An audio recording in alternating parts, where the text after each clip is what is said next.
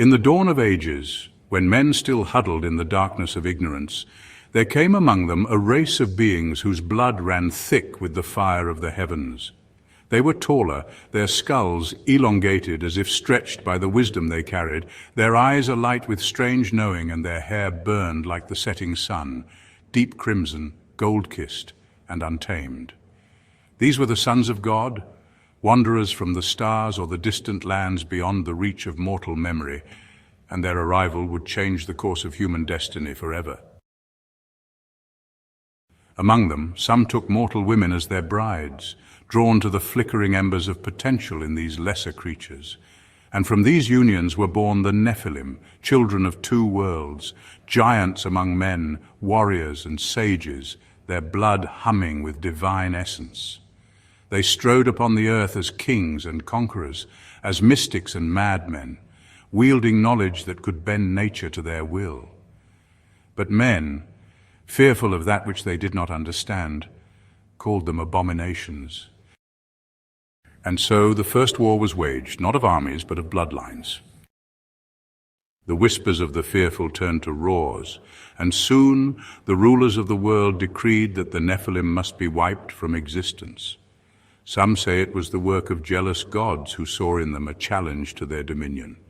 Others claim it was men themselves uniting in hatred to erase the living proof of their own inferiority. The great floods came, and with them the fire and the sword. One by one the Nephilim fell. Their cities, once shining beacons of impossible knowledge, were cast down and swallowed by the earth. Their bones were buried beneath the sands of time. Their names were stricken from history, their existence reduced to myth, and fearful whispers passed from elder to child. Yet they were not entirely destroyed. Some few survived, hidden in the corners of the world where the reach of lesser men did not extend. The remnants in the west, the lords of Paracas, 6000 BCE. On the windswept shores of the world, long before history began, a strange people built their kingdom in the cliffs of Paracas. Their skulls, elongated from birth in the manner of their ancestors, marked them as something other than human. Their hair, untouched by time, gleamed red beneath the desert sun. The Paracas lords were the last of the great Nephilim, keepers of the ancient ways, their blood still thick with the wisdom of their celestial fathers.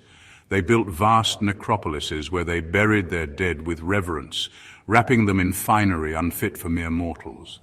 Their rites spoke of a time before time, when their ancestors had shaped the very land with their hands and commanded the winds with their voices.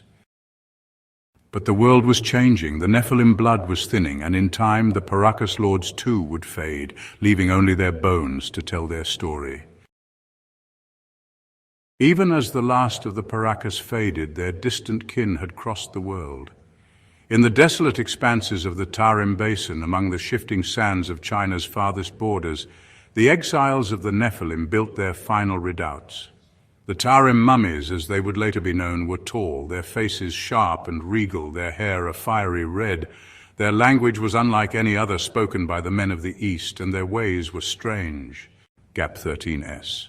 The rulers of this land treated them with awe and fear.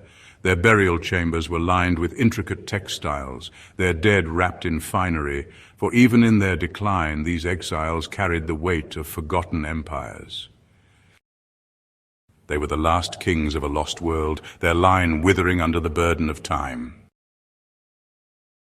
Across the endless waters, far from the lands where they were born, another remnant of the Nephilim made their stand.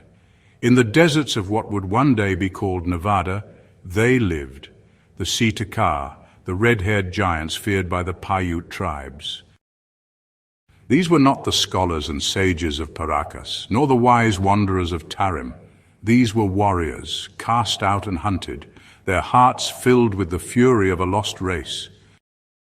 They fought with a desperation that made them legends, towering over their foes, their strength unmatched, their cunning beyond reckoning. But they were too few. The Paiute, fearing them as demons, banded together and waged a war to end the giants once and for all. The Sita-Ka, pushed back into the Lovelock cave, made their last stand, their red hair flashing like flame as they roared their defiance. The Paiute set fire to the cave's entrance, sealing them within, smothering the last of their kind in darkness and smoke. The war was won. The giants were no more.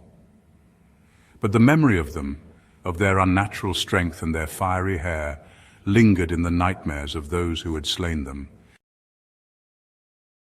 The last echoes of the Nephilim blood thinned as it spread into the world of men. Their wisdom became legend, their knowledge forgotten, their people swallowed by history, but in places hints remained. In the caves of Escarix, among the Bronze Age people of Minorca, red-haired remains were found, not natural but dyed, their people seeking to reclaim something lost, to remember the past they had long forgotten. They painted their hair in the color of their distant ancestors, hoping to invoke the power that had once walked the earth. But there was no going back. The red-haired kings were gone. Even in medieval England, where the massacre at Norwich saw a family of red-haired Jews cast into a well, the remnants of this bloodline suffered. Once divine, once powerful, now they were persecuted for their strangeness, marked by their hair, treated as outsiders. The world had moved on, the Nephilim had vanished. Or so it was thought. Yet even now the fire has not gone out completely. The blood of the Nephilim, though diluted, still flows through scattered lineages. In every flicker of red hair, in every child born with a skull that does not quite match those of their peers, in every genius who seems to possess knowledge beyond their years, a whisper of that ancient race lingers. They are not gone. Not entirely. Their legends remain, waiting to be rediscovered. Their bones still lie beneath the earth, their wisdom still locked away in the ruins of forgotten civilizations.